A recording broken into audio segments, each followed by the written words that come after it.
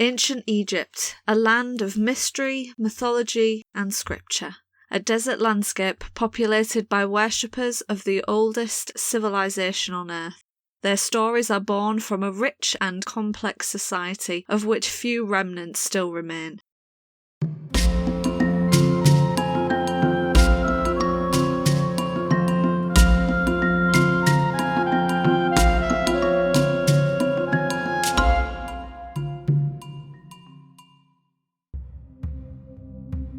In today's video, we're going to be covering the ancient Egyptian creation myth.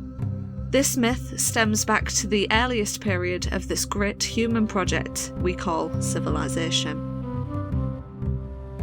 For thousands of years, surviving artifacts have provided a window to ancient Egyptian culture. What we'll be doing today is going over the tale as it is described in one of these relics. More specifically, we're going to be looking at the British Museum papyrus numbered 10,188 to retell the creation myth. Pretty much all renditions of the ancient Egyptian creation story deviate in wildly varying ways. To the Heliopolitans, the creator of all was named Atem. In Memphis, he was Ptah, and to the Thebans, Mammon. Deciphering which story is the canonical baseline is difficult when there are so many versions. Fortunately, the British Museum papyrus is one of the few examples of a text that is supported by another ancient source, meaning we're going to be utilising it as our canon here. Let's begin. The first words of the tale are uttered by a god named Nebitjer. He is the equivalent of the Christian God of all, his name meaning Lord to the uttermost limit. I am he who came into being in the form of the god Khepera, and I am the creator of that which came into being. He begins the universe by first speaking a word of power and forming his physical body into the shape of a god named Khepera. With another word of power, Nebitjer creates his soul, which harmoniously connects with his physical heart and mind. I formed myself out of the substance that is primordial matter, and made myself out of that which is in primordial time. Finally, he utters the words to create a universe that he can inhabit. Nebitjer continues on, naming whatever he chooses to name. With each word he says, something new comes into being and populates the heaven and earth he has made. Heaven had not come into being, and the earth did not yet exist, and the children of the earth and the creeping things upon it had not yet been made. Included amongst these new creations are animals and insects of all shapes and sizes. Nebitjer combines them in their different forms, building a lineage that flows down to the wildlife we see on Earth today. I myself raised them up out of the watery mass of Nu, from a state of helpless inertness. The all-powerful Nebitjer asexually reproduces himself and emits the gods Tefnut and Shu from his mouth.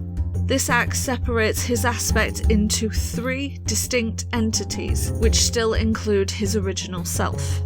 He is the father of these new beings, but he is also one with them. As Jake Jackson says in his book on Egyptian myths, the one god became 3.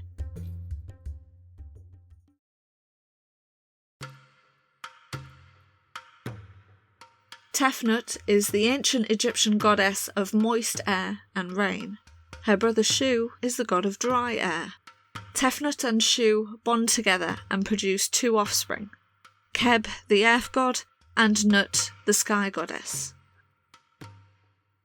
From amongst the primordial waters of Nu, Tefnut and Shu also discover Ra in the form of the Eye of Nebitjer, or as we would call it, the sun.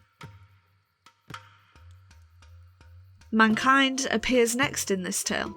Humans arrive in the form of tears shed out of the eye of Nebitjer onto the lands of the earth. In fact, in the old Egyptian language, the word for tear looks and sounds very similar to the word for man. Ra comes to Nebitjer soon after, but the great lord of the gods has unexpectedly grown a new, lesser eye in Ra's place, the moon.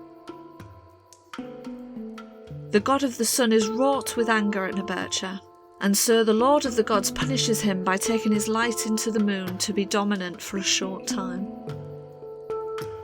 When Ra's light dissipates in the evening hours, the sky goddess Tefnut lowers to bond with the earth god Shu, creating the black sky of night.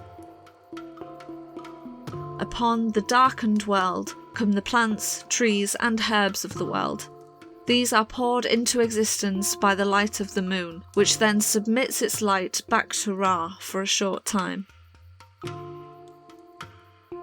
Isis, Osiris, Set, and Nephthys are each created next from the pairing of Keb and Nut.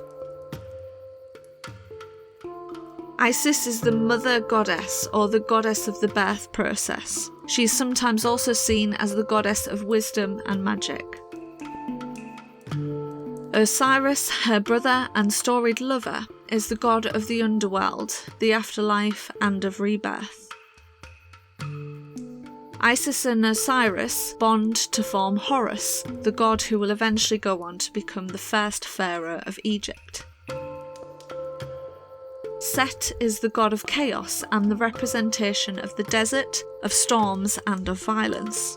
Set is the famed antagonist who will go on to murder his brother Osiris and fight Horus for the throne of Egypt. Nephthys is the goddess of the death process. She is directly opposing to her birth-giving sister Isis.